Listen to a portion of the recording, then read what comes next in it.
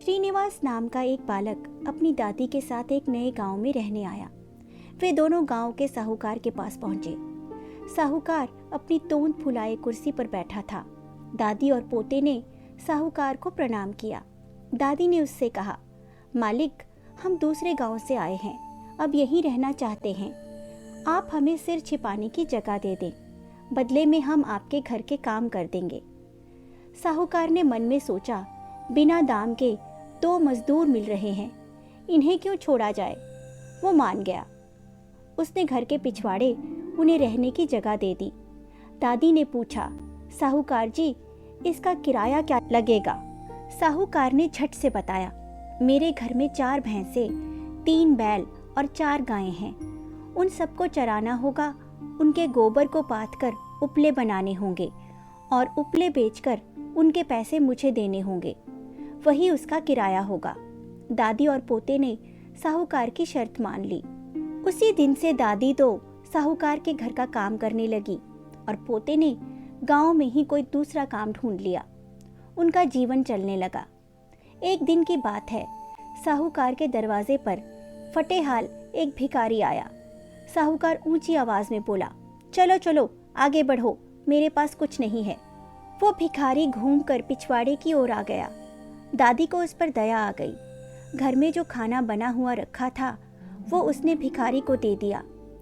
विदा होने से पहले भिखारी दादी की हथेली पर एक दमड़ी रखते हुए बोला, माँ, तुम इससे अपने पोते के लिए मुरमुरे खरीद लेना। दादी ने उस दमड़ी को अपने संदूक में रख लिया। वो सोच में थी कि आज अपने पोते को क्या खिलाएगी।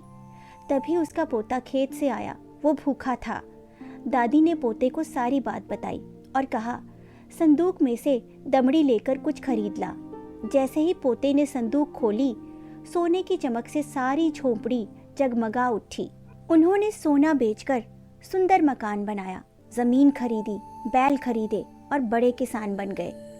उनकी समृद्धि देखकर सेठ ने सोचा, काश मैंने उस भिखारी को ना भगाया होता। एक दिन वही भिखारी फिर उसके द्वार पर आया, जिसे बहुत समय पहले उसने भगा दिया था। साहूकार दौड़कर बाहर आया, भिखारी को सम्मान के साथ अंदर ले आया। इसके बाद थाली में 56 व्यंजन सजाकर उसके सामने ले आया। मुस्कुराते हुए भिखारी ने छक कर भोजन किया। जाते हुए वो साहूकार को भी एक दमड़ी दे गया। दमड़ी हाथ में आते ही साहूकार की खुशी का ठिकाना न रहा।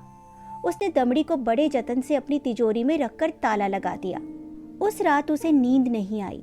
वो बार बार तिजोरी के पास जाता और फिर बिस्तर पर लेट जाता। इस तरह पूरी रात घूमते हुए बीती। पौ फटते ही साहूकार तिजोरी खोलने आया। सोना मिलने की खुशी में उसने अपनी आंखें बंद कर ली थी। वो सोच रहा था कि उसकी पूरी तिजोरी जगमग कर रही होगी, लेकिन ये क्या हुआ तो बिल्कुल उल्टा। उसकी तिजोरी में रखा हुआ धन कोयला बन चुका था। साहूकार समझ गया कि यह सब करनी का फल है। दादी ने निस्वार्थ भाव से भिखारी को भोजन कराया था, इसलिए उन्हें वैसा ही फल मिला। उसने लालच में आकर भिखारी को भोजन दिया था, सो ऐसा फल मिला। इसके बाद से साहूकार का व्यवहार हमेशा के लिए बदल गया। दादी और पोते ने उसे अच्छा सबक सिखा दिया था।